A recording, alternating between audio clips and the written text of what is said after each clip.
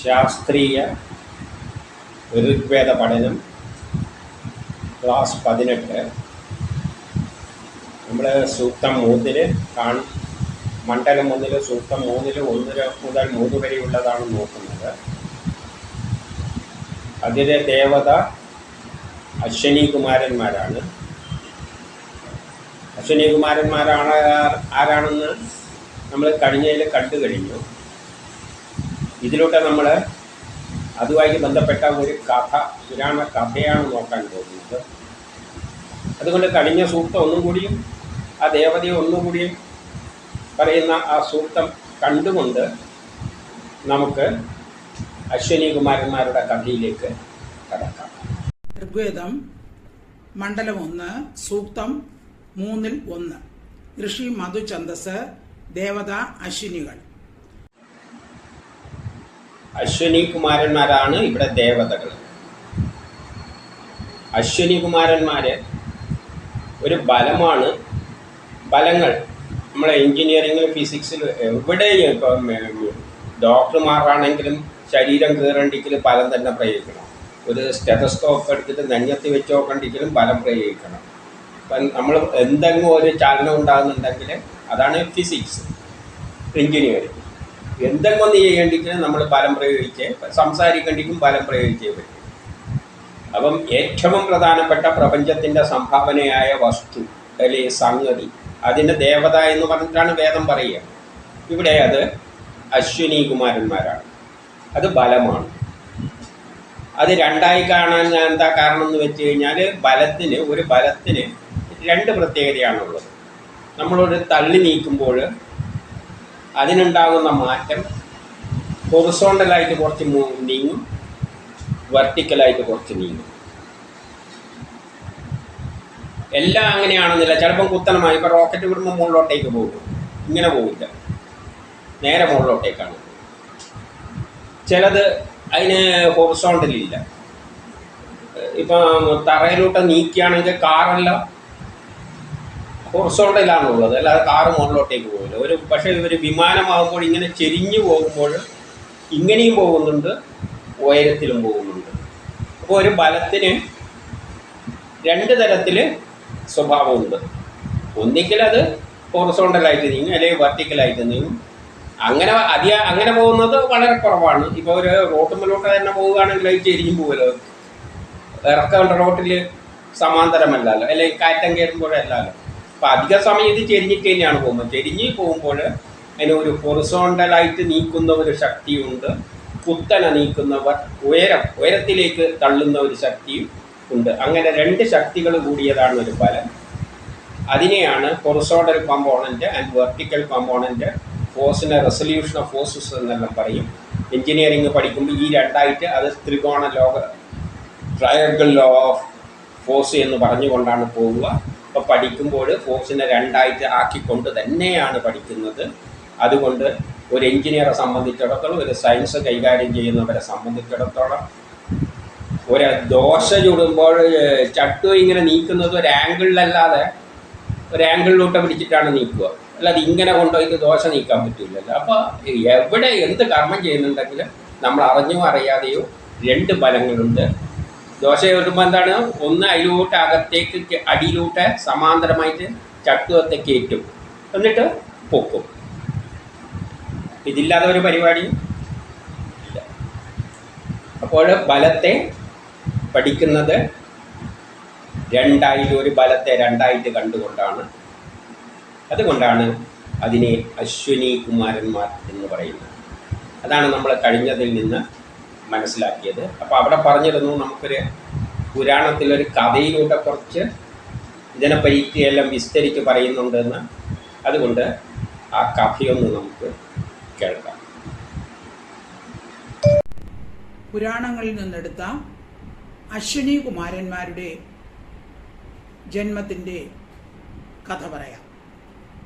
സൂര്യൻ വിശ്വകർമാവിൻ്റെ മകളായ സംജ്ഞയെയാണ് വിവാഹം കഴിച്ചത്.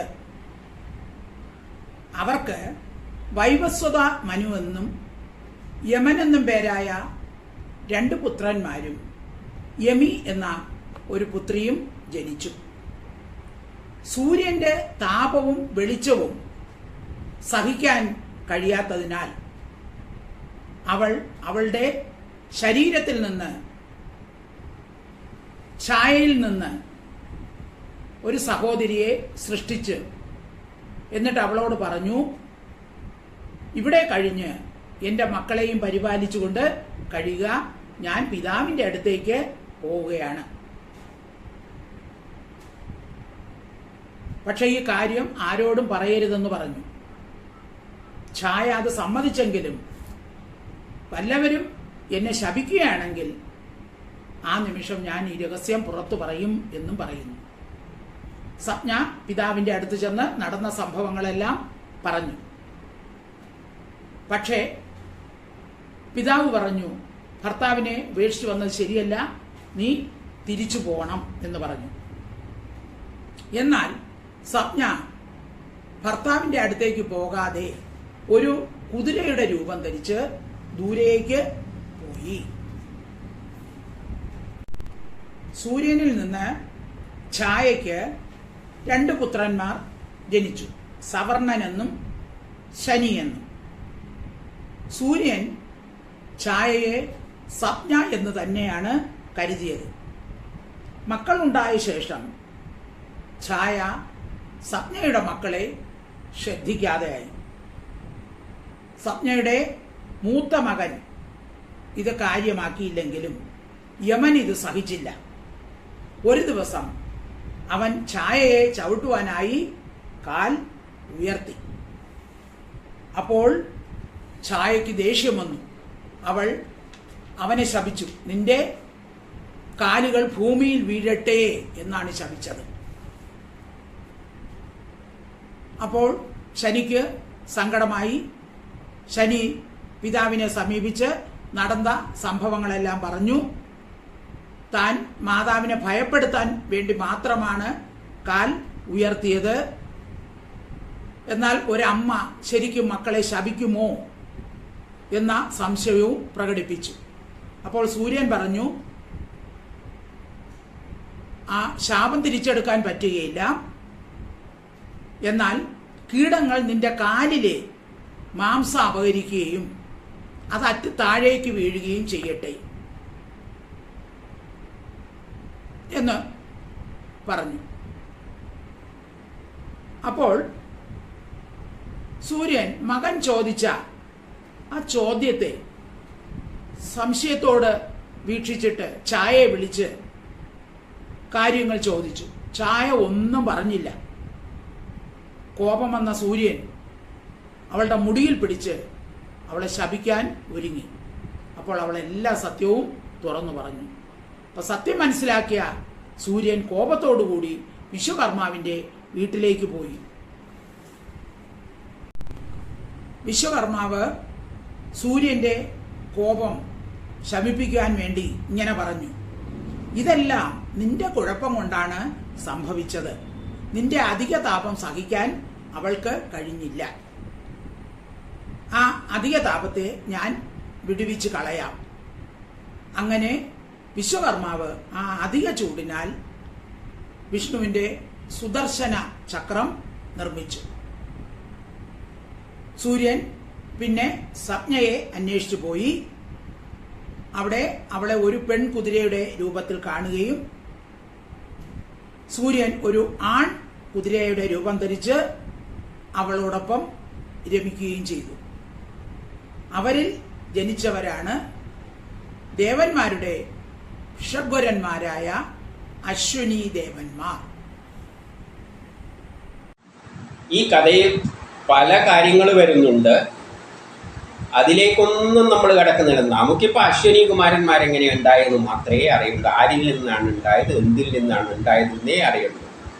അപ്പം അതിലുള്ള പ്രധാനപ്പെട്ട കഥ മുഴുവൻ അവിടെ പറഞ്ഞു. പക്ഷെ അതിൽ പല ആശയങ്ങൾ വരുന്നുണ്ട്. അതിലേക്കൊന്നും ഞാൻ കിടക്കുന്നില്ല. പക്ഷെ എന്നാലും പറയാതെ പോകാൻ പറ്റില്ലല്ലോ, അതുകൊണ്ട് ചിലത് പറയുകയാണ്. അത് ഇവിടെ പ്രാധാന്യമുള്ളതിനെ മാത്രമാണ് എടുത്തു പറയുന്നത്. മറ്റേതും ചിലതൊന്ന് ജസ്റ്റ് സ്പർശിക്കും. ഇപ്പം സൂര്യൻ വിശ്വകർമാവിൻ്റെ മകളെയാണ് കല്യാണം കഴിച്ചത്. പേരെന്ത് പറയും, മകളെയാണ്. അപ്പൊ വിശ്വകർമാവ് എന്ന് പറഞ്ഞാൽ വിശ്വത്തിന്റെ എഞ്ചിനീയർ എന്നാണ്.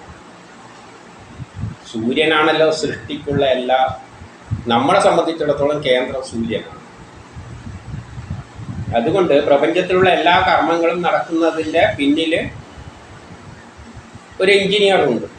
കഥയിൽ വരുമ്പോൾ വിശ്വകർമാവ് കണ്ണും മൂക്കും എല്ലാം വെച്ച് അവതരിപ്പിക്കും. പക്ഷേ നമുക്കറിയാം സൃഷ്ടി നടക്കുമ്പോൾ അതിൻ്റെ പിന്നിൽ ചില ഫോഴ്സുകൾ ആക്ട് ചെയ്യുന്നുണ്ട്, പ്രേരക ശക്തികളുണ്ട്. അതിനാണ് ഒരു എഞ്ചിനീയറുടെ ധർമ്മം അവിടെ നിർവഹിക്കുന്നുണ്ട്. സയൻസിൻ്റെ അടിസ്ഥാനത്തിൽ വിഭാവനം ചെയ്തിട്ട് നിർമ്മിക്കുന്ന ഒരു ശക്തിവിശേഷമുണ്ട്. ആ ശക്തിവിശേഷത്തെ വിശ്വകർമാവ് എന്ന് കഥരൂപത്തിൽ അങ്ങ് അവതരിപ്പിക്കുകയാണ് സാധാരണക്കാരനായിട്ട്. അല്ലാതെ അതിന് രൂപവും ഭാവമൊന്നുമില്ല. അപ്പോൾ ഈ ഒരു എഞ്ചിനീയറിൽ നിന്നാണ് ഇതിൻ്റെ തുടക്കം. അതായത് സൃഷ്ടിയായിട്ട് എന്ത് കർമ്മം ചെയ്യുന്നുണ്ട് അതിൻ്റെ പിന്നിലുള്ള പ്രേരക ശക്തിയാണ്. അതുകൊണ്ട് അതിൻ്റെ മകളിൽ നിന്നാണ് ഇതുണ്ടാകാൻ പോകുന്നത്, ഏത് ഈ ബലം ഉണ്ടാകാൻ പോകുന്നത്. അതുകൊണ്ട് വിശ്വകർമാവ് എന്ന് പറഞ്ഞോളൂ. പിന്നെ അവിടെ സൂര്യൻ്റെ ചൂട് കൊണ്ട് അവർക്ക് നിൽക്കാൻ പറ്റാത്തതുകൊണ്ട് അനിയത്തിനെ പിടിച്ചേൽപ്പിച്ച് സ്ഥലം വിട്ടു എന്ന് പറയുമ്പോൾ അവിടെ സൂര്യന് ചുറ്റുമുള്ള സ്ഥലത്തെയാണ് സപ്ന എന്നതുകൊണ്ട് അർത്ഥമാക്കുന്നത്. സൂര്യൻ പുരുഷനായിട്ട് ചിത്രീകരിച്ചു, അതിൻ്റെ ചുറ്റുമുള്ള സ്ഥലത്തെ രണ്ടായി ചിത്രീകരിച്ചു, സപ്ന എന്ന് പറഞ്ഞു. അപ്പം സപ്നക്ക് തന്നെ അതിനെ തന്നെ രണ്ടായി തിരിക്കണം. നമുക്കറിയാം സൂര്യൻ്റെ ഒരു പരിധി വരുന്നവരെ സൂര്യൻ്റെ ബലം വളരെ കൂടുതലാണ്. അതായത് സൗരയൂഥ സിസ്റ്റത്തിൽ സൂര്യൻ്റെ ഇൻഫ്ലുവൻസ് വളരെ കൂടുതലാണ്. സൗരയൂഥത്തിൻ്റെ പുറത്തെത്തി വിട്ടു കഴിഞ്ഞാൽ പിന്നെ സൂര്യൻ്റെ സ്വാധീനമില്ല. അതുകൊണ്ട് സൂര്യൻ തന്നെയാണ് ഈ പ്രപഞ്ചത്തിൻ്റെ എല്ലാം. പ്രകൃതി പുരുഷനാണല്ലോ, പ്രകൃതിയും പുരുഷനും. പുരുഷൻ സൂര്യനാണെങ്കിൽ ഈ പ്രപഞ്ചം മുഴുവനാണ് ഇവിടെ സപ്ന എന്നതുകൊണ്ട് ഉദ്ദേശിക്കുന്നത്. അതിൻ്റെ രണ്ടായി തിരിച്ചുകൊണ്ട് സൂര്യൻ്റെ പരിധിയിൽ വരുന്ന ആ സ്ഥലത്തിന് ഛായ, അതിൻ്റെ ഛായ എന്ന നിലയിൽ പറഞ്ഞതേ ഉള്ളൂ. അപ്പോൾ ആ ഛായയിൽ ഒരു പ്രത്യേകതയുണ്ട്, അതിൻ്റെ പുറത്ത് വേറൊരു പ്രത്യേകതയുണ്ട്. അതിൻ്റെ പുറത്ത് സൂര്യന് അത്ര സ്വാധീനമില്ല, ബലമില്ല. അപ്പം ഇതിൻ്റെ അകത്ത് അപ്പം കുട്ടികളായിട്ട് അതിൽ നിന്ന് വരുന്ന കുട്ടികളെ പറ്റിയല്ല ഇവിടെ പറയുന്നത്. ആ കുട്ടികളിലേക്കൊന്നും നമ്മളിവിടെ കടക്കുന്നില്ല, അത് വേറെ വിഷയങ്ങളാണ്. മനുവിനെ പറ്റിയെല്ലാം പറയുന്നുണ്ട്. അപ്പോൾ ഇപ്പോൾ നടക്കുന്ന ഒരു മനു ഉണ്ട്, അത് സൂര്യൻ്റെ ഛായയിൽ വരുന്ന കുട്ടിയായിട്ടല്ല എന്ന് പറയാം. സൂര്യൻ്റെ പുറത്തുള്ള മനു എന്ന് പറഞ്ഞാൽ അടുത്ത യുഗത്തിൽ വരുന്ന മനുവിൽ നിന്നാണ് സൃഷ്ടിക്രമം എല്ലാം വിവരിക്കുന്നത്. അതുകൊണ്ട് ഇപ്പോഴത്തെ സൃഷ്ടിഘട്ടത്തിൻ്റെ മനുവിനെ ഈ ഛായയുടെ പുത്രനായിട്ടും പറഞ്ഞു. ഇനി ഭാവിയിൽ സൃഷ്ടിക്കുക. അപ്പം മനു എന്താണെന്നെല്ലാം മനുവിനെ പറ്റി പറയുന്നിടത്ത് പറയും. നമ്മളെ വിഷയം അതൊന്നുമല്ല. നമുക്കിപ്പോൾ അശ്വനി കുമാരന്മാരെങ്ങനെ ഉണ്ടായിന്നേ അറിയുള്ളൂ. പക്ഷെ ഒന്ന് ജസ്റ്റ് സൂചിപ്പിച്ചു പോവുകയാണ്. അപ്പോൾ അടുത്ത മന്വന്തരത്തിൻ്റെത് സപ്നയിലെ കുട്ടിയിലൂട്ടിയാണ് വരാൻ പോകുന്നത്. അത് അടുത്തയാണല്ലോ, ദൂരെയാണ്. ഈ യുഗം കഴിഞ്ഞാൽ, ഈ മന്വന്തരം കഴിഞ്ഞാൽ. അത് മന്വന്തരം എല്ലാം പറയുമ്പോഴേ ഇതിന് വ്യക്തത വരികയും. നമ്മൾ പല കാലഘട്ടത്തിലൂടെയാണ് കടന്നു പോകുന്നത്. അപ്പം അങ്ങനെ വരുമ്പോൾ കുട്ടികളെ ഏൽപ്പിക്കുന്നു. പിന്നെ ഛായയുടെ മകന് കാല് ഭൂമിയിൽ വീണു പോകുന്നെല്ലാം പറഞ്ഞു വെച്ചിട്ടുണ്ട്. അപ്പം പറയുന്നതിൻ്റെ അർത്ഥം ഈ ആകർഷണ പരിധിയിൽ പുറത്തുള്ള സംഗതികൾക്ക് സ്വതന്ത്രമായിട്ട് പോകാം. പക്ഷേ വല്ല സാധനവും ഈ ഛായയിലേക്ക് വരികയാണെങ്കിൽ, അതിൻ്റെ പരിധിയിലേക്ക് വരികയാണെങ്കിൽ അത് ഭൂമിയിൽ പതിക്കും. അതിൻ്റെ കാല് മുറിഞ്ഞ് ഭൂമിയിലേക്ക് പതിക്കുന്നു പറഞ്ഞു കഴിഞ്ഞാൽ കത്തി എരിഞ്ഞ് ഭൂമിയിലേക്ക് പതിക്കും. എന്തെങ്കിലും ഭൂമിക്ക് ഈ സൂര്യൻ്റെ സൗരയൂഥ സിസ്റ്റത്തിന് വെളിയിലുള്ള എന്തെങ്കിലും സാധനങ്ങൾ, കല്ലോ വല്ലതും ഈ സൂര്യൻ്റെ പരിധിയിലേക്ക് കഴിഞ്ഞ് അതാണ് ഷൂട്ടിംഗ് സ്റ്റാർ എന്നെല്ലാം പറയുന്നത്. അതെന്ത് ചെയ്യും? കത്തി എരിഞ്ഞിട്ട് ഭൂമിയിലേക്ക് അങ്ങ് വീഴും. അതിനെപ്പറ്റിയുള്ളൊരു പരാമർശമായിട്ട് കണ്ടാൽ മതി. അത് നമ്മളെ വിഷയമല്ല, അതിലേക്കൊന്നും കടക്കുന്നില്ല. പക്ഷെ കഥ പറഞ്ഞ സ്ഥിതിക്ക് അതിനൊന്നും തൊടാതെ പോകുന്നതുകൊണ്ട് പറഞ്ഞ അതിലേക്കൊന്നും കിടക്കുന്നത് നമുക്കിപ്പോൾ അശ്വനി കുമാരന്മാരെ അറിയാം. അങ്ങനെ ഭൂമിയിൽ പതിച്ചുണ്ടാകുന്ന പ്രവർത്തനങ്ങളിൽ നിന്നാണ് പുഴുക്കൾ ക്രിയേഷൻ ഉണ്ടായിരിക്കുന്നത്. അതും അവിടെ കഥയിൽ പറഞ്ഞു വെച്ചിട്ടുണ്ട്. അങ്ങനെ ഭൂമിയിൽ പതിച്ചപ്പോൾ അതിൽ ചില അംശങ്ങൾ പ്രവർത്തനത്തിലൂടെ പുഴുക്കളായിട്ട് ചെറിയ ചെറിയ ജീവികളായിട്ട്, അത് ബാക്ടീരിയ എന്നോ എന്തോ വേണ്ടിക്ക് പറഞ്ഞു, അതെല്ലാമായിട്ട് അങ്ങനെയാണ് അതിൽ നിന്നാണ് പരിവർത്തനം സംഭവിച്ച് ഇവിടെ പുഴുക്കളെല്ലാം ഉണ്ടായിരിക്കുന്നത്. അങ്ങനെ ഒരു വശവും അവിടെ വരുന്നുണ്ട്. എല്ലാം സൃഷ്ടിയായിട്ട് ബന്ധപ്പെട്ട നമ്മളെ വിഷയമല്ല. നമുക്കിപ്പോൾ അശ്വിനി കുമാരന്മാരെ അറിയട്ടു. അത് കഴിഞ്ഞിട്ട് പിന്നെ അനിയത്തിനെ ഏൽപ്പിച്ച് ഇത് സൂര്യൻ അറിയില്ലല്ലോ. അതുകൊണ്ട് തിരിച്ചറിഞ്ഞപ്പോൾ പിന്നെ എന്ത് ചെയ്യുന്നു? വിശ്വകർമാവിൻ്റെ അടുത്ത് പോകുന്നു ദേഷ്യത്തോടെ. വിശ്വകർമ്മ പറയുന്നത് എന്താണ്? വിശ്വം സൃഷ്ടിക്കുന്ന ശക്തിയാണ്, എഞ്ചിനീയറാണ്. എഞ്ചിനീയർ അപ്പം ഒരു കാര്യം മനസ്സിലാക്കി, ആദ്യം ഉണ്ടായ സൂര്യന് ഭയങ്കര ചൂടായിരുന്നു. ഭയങ്കര ചൂടാണ്, സഹിക്കാൻ പറ്റാതെ. അപ്പം ആദ്യം ഒരു സൂര്യനാണ് ഉണ്ടായതെന്നാണ് പറയുന്നത്. ഈ സൂര്യൻ എന്ന് പറയുന്നത് നമ്മളെ സൂര്യനാണോ, ഇനി പ്രപഞ്ചത്തിലെ വേറെ സൂര്യനാണോ, അതിലേക്കൊന്നും ഇപ്പം കിടക്കുന്നില്ല. നമ്മളെ വിഷയമല്ല. ഇവിടെ നമ്മളെ അശ്വിനി കുമാരന്മാരാണ്. എന്നാൽ ഇത് പറയാതെ പോകാൻ പറ്റില്ല. അതുകൊണ്ട് ആ സൂര്യൻ്റെ ചൂട് അധികമായതിനാൽ വിശ്വകർമാവ് പറഞ്ഞ് അവളെ കുഴപ്പമൊന്നുമില്ല, നിൻ്റെ അടുത്ത് നിൽക്കാൻ പറ്റുന്നില്ല ചൂട് കൊണ്ട്.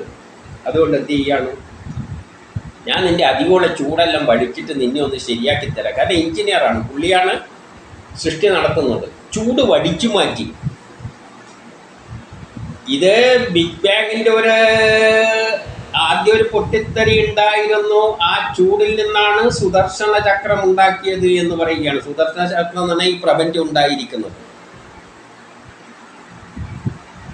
അപ്പൊ അധികം വരുന്ന സൂര്യന്റെ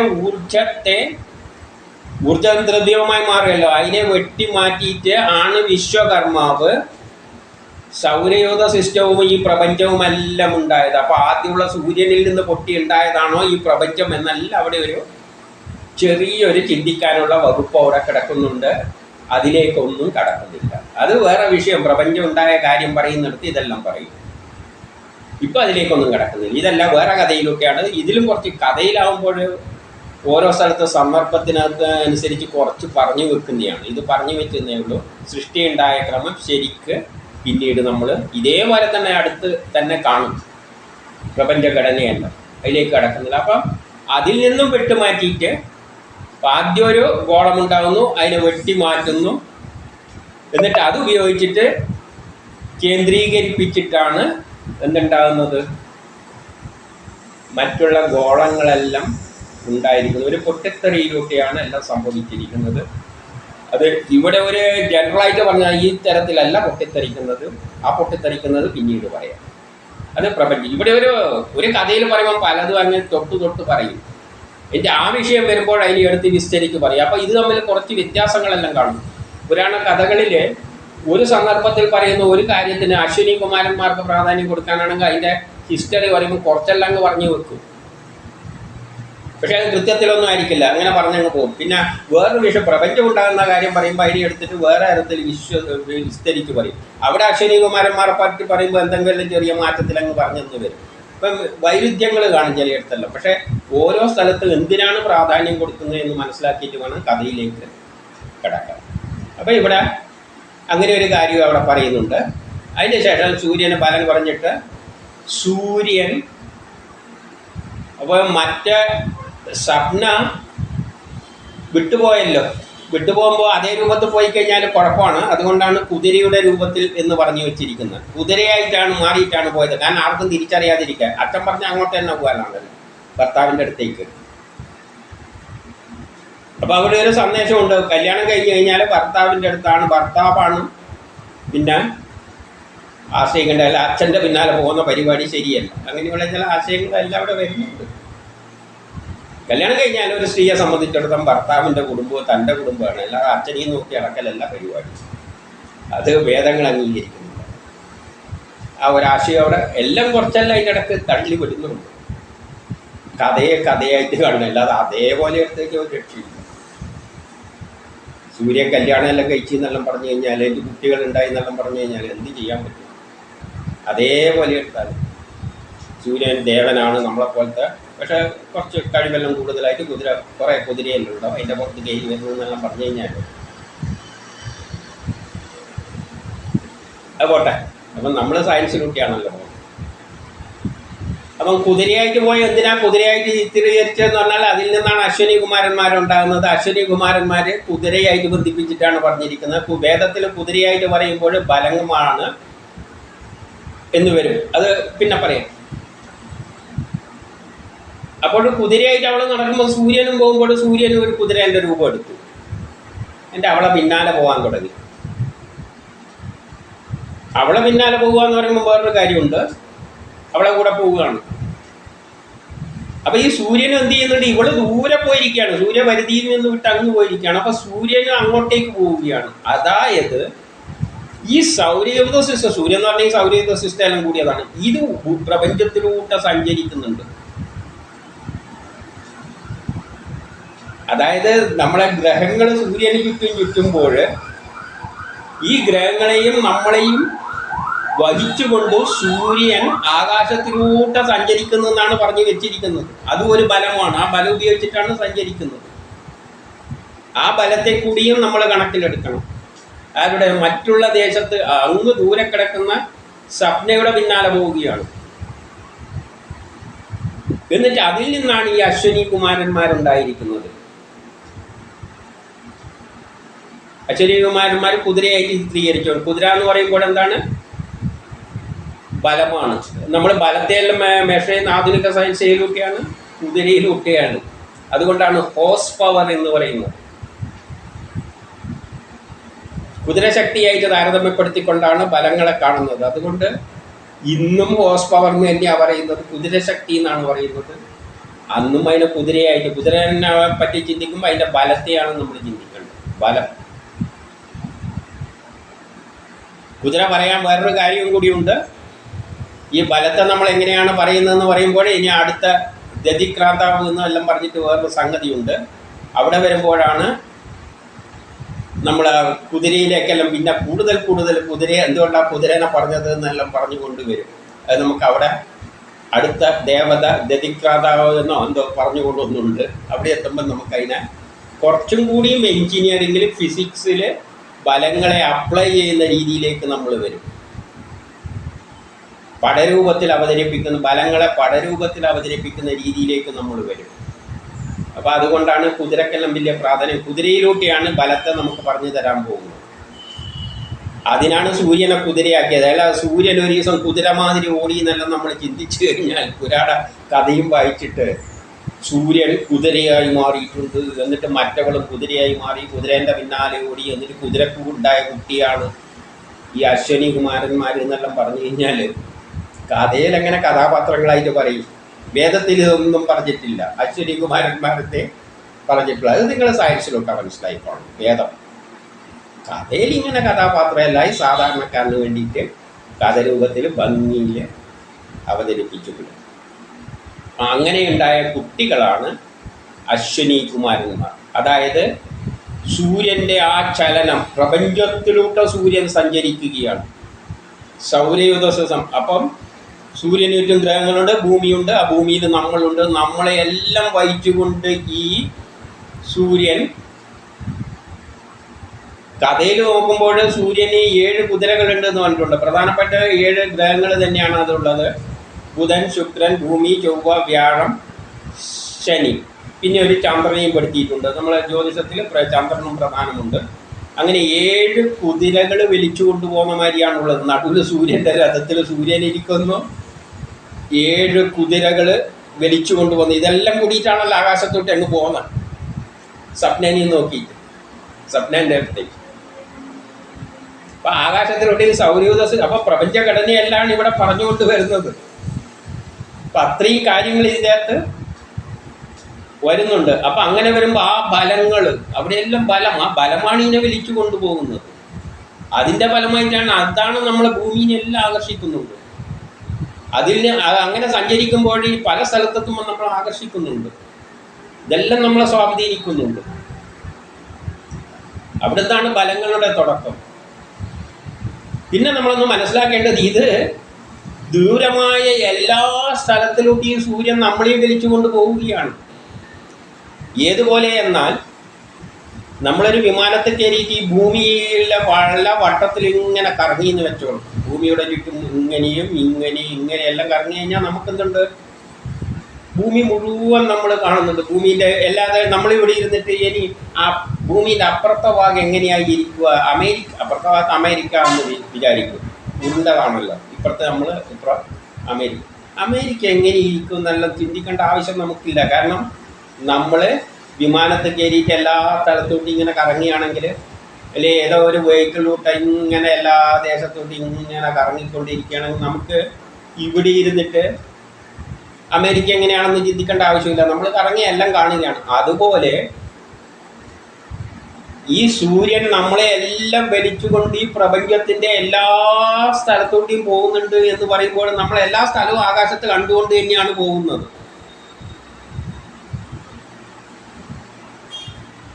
അതുകൊണ്ട് ഇവിടെ ഇരുന്നിട്ട് ഇനി പ്രപഞ്ചത്തിൻ്റെ അപ്പുറത്തറ്റത്ത് എന്താണ് എന്ന് ചിന്തിക്കേണ്ട ആവശ്യമൊന്നുമില്ല. നമ്മൾ അതിലൂടെ എല്ലാം പോവുകയാണ്. പക്ഷെ നമുക്ക് കാണാൻ പറ്റുന്നില്ല എന്ന് വെച്ച് കഴിഞ്ഞാൽ നമ്മൾ വണ്ടീൻ്റെ അകത്ത് ഇരുന്നിട്ട് പ്ലെയിൻ്റെ അകത്ത് ഇരുന്നിട്ട് ആണ് ഭൂമി മുഴുവൻ ചുറ്റുന്നുണ്ടെങ്കിലും നമുക്ക് കാണാൻ പറ്റില്ല. കാരണം എന്തുകൊണ്ട്, നമുക്ക് ആകാശത്തിരുന്ന് നോക്കിക്കഴിഞ്ഞാൽ ചുറ്റുമുള്ള മേഘത്തെ മാത്രമേ കാണാൻ പറ്റൂ, അല്ലാതെ ഭൂമി കാണാനൊന്നും പറ്റില്ല. അത്ര ഉയരത്തിലൂടെ ആ പ്ലെയിന് പോകുന്നതെന്ന് വെച്ചോളൂ, ഭൂമി കാണാനൊന്നും പറ്റില്ല.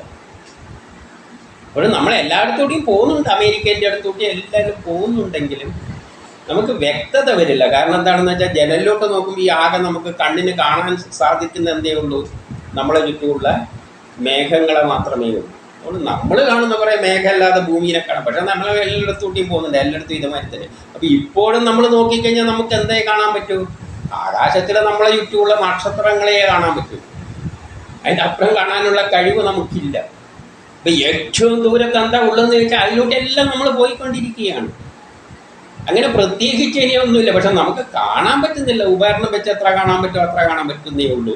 ഇല്ലാതെ നമുക്ക് പ്രപഞ്ചത്തിൻ്റെ അപ്പുറം എന്താണെന്നൊന്നും ചിന്തിക്കണ്ട. പ്രപഞ്ചത്തിൻ്റെ എല്ലാ ഭാഗത്തൂടെയും സൂര്യനെ നമ്മളെ വലിച്ചു കൊണ്ടുപോവുകയാണ്. എങ്ങനെയാണ് ഇത് വലിച്ചു കൊണ്ടുപോകുന്നതെന്നുള്ളതെല്ലാം പ്രപഞ്ചഘടനയിലൂടെ നമുക്കിപ്പം ഭൂമി മനസ്സിലാകണമെങ്കിൽ ഭൂമിൻ്റെ മാപ്പെല്ലാം ഉണ്ടാകുമ്പോൾ നമുക്കറിയാം. പ്ലെയിന് പോകുമ്പോൾ വിളിച്ചു പറയുന്നത് നമ്മൾ പറയുന്നതെന്ന് വെച്ചോളൂ, ഇതാ നമ്മൾ അപ്പം അമേരിക്കേൻ്റെ മുകളിലെത്തി, ഇപ്പം നമ്മൾ ചൈനേൻ്റെ മുകളിലെത്തി, ഇപ്പം റഷ്യൻ്റെ മുകളിലെത്തി, മറ്റേ ജപ്പാൻ്റെ മുകളിലെത്തി എന്നെല്ലാം പറയുമ്പോൾ നമ്മൾ ശരി നമ്മളെത്തി, മാപ്പും മനസ്സിലുണ്ടാകും. അതുപോലെ ഒരു മാപ്പ്, പ്രപഞ്ചഘടനയുടെ മാപ്പ് വേദങ്ങൾ വരച്ചു തരുന്നുണ്ട്. ഇതാണ് പ്രപഞ്ചഘടന. അതിലൂടെ നമ്മളെ സൂര്യൻ വലിച്ചു കൊണ്ടുപോവുകയാണ്. അപ്പോൾ എവിടെ എത്തി എന്നുള്ളതെല്ലാം നോക്കണ്ടെങ്കിൽ പ്ലാനറ്റ് ഈ ഗ്രഹങ്ങളുടെ മൂവ്മെൻ്റ് എല്ലാം ബന്ധിച്ചുകൊണ്ടുള്ള ഒരു രാശിചക്രമെല്ലാം നമുക്ക് വരച്ചു തന്നിട്ടുണ്ട്. പ്രപഞ്ചഘടന എന്ന് പറഞ്ഞാൽ രാശിചക്രമായിട്ട് ചിത്രീകരിച്ചിട്ടുണ്ട്. അപ്പം നമുക്ക് എവിടെയാണെന്നെല്ലാം ഉള്ളത് ഏകദേശം അതിനകത്ത് നിന്ന് സയൻസ് അറിയുന്നവർക്ക് നമ്മളിപ്പോൾ എവിടെ എത്തി എന്നെല്ലാം മനസ്സിലാക്കാൻ പറ്റും. അതുള്ളത് കൊണ്ടാണ് സൂര്യൻ ചിലപ്പം വടക്കുദിക്കും, പിന്നെ തെക്കുദിക്കും, കിഴക്കുദിക്കും, പടിഞ്ഞാറുദിക്കും എന്നെല്ലാം പറയുമ്പോൾ ഇതുകൊണ്ടാണ്, ഈ സഞ്ചാരം കൊണ്ടാണ് വടക്കും തെക്കും എല്ലാം മാറിപ്പോകുന്നത്. അത് വേദത്തിൽ നിന്ന് നമുക്ക് കാണാം. ചിലപ്പോൾ ഇത്ര വർഷം ഇവിടെ ഉദിക്കുമെങ്കിൽ ഇത്ര വർഷം ഇവിടെ ഉദിക്കും, വടക്കുദിക്കും, തെക്കുദിക്കും. നമുക്കെന്തുകൊണ്ടാണ് അത് തോന്നാതെന്ന് വെച്ചാൽ, ഇപ്പം നമ്മൾ ഒരു ബസ്സിൽ പോവുകയാണെന്ന് വെച്ചോ, നമ്മളെ തലഭാഗം വടക്കാണെന്ന് വെച്ചോ, ബസ് തലഭാഗം വടക്കാണ്. അത് ബസ്സിൻ്റെ ഫ്രണ്ടിലാണ് തല വെച്ച് നമ്മൾ കിടക്കുന്നത്. ബസ് ഇങ്ങോട്ടാണ് പോകുന്നുണ്ടെങ്കിൽ ആ ഡ്രൈവറെ ഭാഗത്തേക്ക് തലവെച്ച് കിടക്കുകയാണെങ്കിൽ ഡ്രൈവർ ആദ്യം പോകുന്നത് വടക്കോട്ടേക്കാണെന്ന് വെച്ചോളൂ. അപ്പോൾ നമ്മൾ ചിന്തിക്കുന്നത് എന്താണ്, നമ്മളെ തല ഡ്രൈവറെ ഭാഗത്താണ്, ഡ്രൈവർ വടക്കാണെന്നാണ് ഉള്ളത്. നമ്മളെപ്പോഴും ഡ്രൈവറെ വെച്ച് ചിന്തിക്കുമ്പോൾ നമ്മൾ വടക്ക് തന്നെയെന്ന് ചിന്തിക്കും. പക്ഷെ ബസ് ഇങ്ങോട്ട് തിരിച്ചു പോകുമ്പോൾ വടക്ക് തെക്കും ആകും, തെക്ക് പോലെ ബസ് തിരിയുന്നതനുസരിച്ച്. പക്ഷെ നമ്മൾ നോക്കുമ്പോൾ നമ്മൾ വടക്ക് തന്നെയാണ്, ഡ്രൈവർ അടിയുണ്ട്. ആ ഒരു രീതിയിൽ മാത്രമാണ് വടക്ക് തെക്ക് കിഴക്ക് നമ്മൾ ചിന്തിക്കുന്നത്. പക്ഷെ പ്രപഞ്ചത്തിലൂടെ സഞ്ചരിക്കുമ്പോൾ നമ്മൾ സൂര്യൻ ചിലപ്പം വടക്ക് ഉദിക്കും, കിഴക്ക് ഉദിക്കും, തെക്ക് ഉദിക്കും, പടിഞ്ഞാറും എല്ലാം ഉദിക്കും. അതെല്ലാം അവിടെ പറഞ്ഞു വെച്ചിട്ടുണ്ട്. എല്ലാം പ്രപഞ്ചഘടന മനസ്സിലാക്കുമ്പോൾ നമുക്കിതെല്ലാം വ്യക്തമാകും. എല്ലാം വിടും, നമ്മളിപ്പോൾ അപ്പം നമ്മളെ അശ്വനി കുമാരന്മാരുണ്ടായത് സൂര്യൻ്റെയും അതിൻ്റെയും ഈ സഞ്ചരിക്കുമ്പോഴുള്ള ബലത്തിൽ നിന്നാണ്. അപ്പം നമ്മൾ സൂര്യൻ നമ്മളെ ആകർഷിക്കുന്നുണ്ട്. ആ ബലം, ആദ്യത്തെ പ്രധാനപ്പെട്ട ബലം സൂര്യൻ നമ്മളെ ആകർഷിക്കുന്നുണ്ട്, ആകർഷണ ബലം. അതിന് 2 ഘടകമുണ്ട്. ഒന്ന് നമ്മളെ ചലിപ്പിക്കും, ഹൊറിസോണ്ടലായിട്ട് ചലിപ്പിക്കാൻ പ്രേരിപ്പിക്കും. വേറൊന്ന് വെർട്ടിക്കലായിട്ട് ചലിക്കുവാൻ പ്രേരിപ്പിക്കും. ഇത് നമ്മളെ മനസ്സിനെ സ്വാധീനിക്കുന്നുണ്ട്. അതിനനുസരിച്ചുള്ള ചിന്തകൾ ഡെവലപ്പ് ചെയ്യും. ഇത് നാഡികളുമായിട്ട് ബന്ധപ്പെട്ടിട്ടുണ്ട്. വളരെ വലിയ വിഷയമാണ്. മെഡിസിൻ പോലും കണ്ടെത്താത്ത കാര്യങ്ങളെല്ലാം പറയുന്നത്. എങ്ങനെയാണ് നമ്മളുടെ നാഡീ സിസ്റ്റത്തിലോട്ട് ഇതെല്ലാം കൺട്രോൾ ചെയ്യുന്നത്, അതിലേക്കെല്ലാം നമ്മൾ വരേണ്ടത്. ഇപ്പോൾ തൽക്കാലം അശ്വനി കുമാരന്മാരുടെ കഥ നമ്മൾ ഏകദേശം മനസ്സിലാക്കി. ഇനി അപ്പം അശ്വനി ചുരുക്കത്തിൽ ഇത്രയേ ഉള്ളൂ. അശ്വനി കുമാരന്മാരെന്ന് പറഞ്ഞാൽ ബലമാണ്. ബലത്തിന് 2 ഘടകങ്ങളുണ്ട്. ഇതിനെ വിശ്വത്തിൻ്റെ ഡോക്ടർ എന്നാണ് പറഞ്ഞു വെച്ചിരിക്കുന്നത്. എല്ലാ ദേവതകളുടെയും ഡോക്ടറാണ് ഈ വിശ്വകർമ്മ, ഈ അശ്വനി കുമാരൻ. എന്തുകൊണ്ടെന്ന് വെച്ചാൽ ഈ ബലങ്ങളാണ് നമ്മളെ ജീവനെ നിലനിർത്തുന്നത്. ഏത് പ്രപഞ്ചത്തിലുള്ള എല്ലാ വസ്തുക്കളും ദേവതകളാണ്. നമ്മളും ദേവതയാണ്. നമ്മളീ നിലനിർത്തുന്നത്, നമ്മളെ കൊണ്ട് കർമ്മം ചെയ്യിപ്പിക്കുന്നത്, നമ്മൾ ചിന്ത ഉണ്ടാക്കിയിട്ട് അങ്ങോട്ട് പോടാ ഇങ്ങോട്ട് പോടാ എന്നെല്ലാം പറഞ്ഞ് ചലിപ്പിക്കുന്നത്, നമ്മളിൽ ധ്യാനെന്നൊരു വികാരം ഉണ്ടാക്കുന്നത് എല്ലാം ഈ ബലങ്ങളാണ്. അതാണ് നമ്മുടെ രോഗത്തെ മാറ്റുന്നതും ഈ ബലമാണ്. നമ്മൾ മരുന്ന് കൊടുക്കുന്നേ ഉള്ളൂ. ശരീരം എടുത്താലേ രോഗം മാറുള്ളൂ. അല്ലാതെ ശരീരത്തെ കൊണ്ട് നിർബന്ധിച്ച് പിടിപ്പിക്കാനൊന്നും ശ്വാസം കഴിപ്പിക്കാനൊന്നും നമ്മളെ കൊണ്ട് പറ്റില്ല. അതിനുള്ളൊരു ലിമിറ്റുണ്ട്. അപ്പോൾ ഇതെല്ലാം തീരുമാനിക്കുന്നത് ഈ ബലങ്ങളാണ്. ഗ്രഹങ്ങളും നമ്മളെ നാഡികളിലൂടെയുള്ള ഈ ചലനം അനുസരിച്ചുള്ള ബലങ്ങളാണ് നമ്മളെ മുന്നോട്ടേക്ക് നീക്കുന്നത്. വളരെ വലിയൊരു വിഷയത്തിലേക്ക് കടന്നുപോയി. നമ്മൾക്ക് അതെല്ലാം അങ്ങ് തൽക്കാലം ഉൾക്കൊള്ളാൻ പറ്റുന്നവർക്ക് ഉൾക്കൊള്ളുക, അല്ലെങ്കിൽ വിടുക. നമുക്കിപ്പോൾ ഇത്രയേ ഉള്ളൂ. ബലത്തെ പറ്റിയാണ് പറയുന്നത്. ബലമാണ് അശ്വനി കുമാരൻ. ഇനി ബലങ്ങളെ എങ്ങനെയാണ് നമ്മൾ ഉപയോഗിക്കേണ്ടത് എന്നെല്ലാം അടുത്ത 1, 2, 3 സൂക്തങ്ങളിലൂടെ നമുക്ക് നോക്കാം.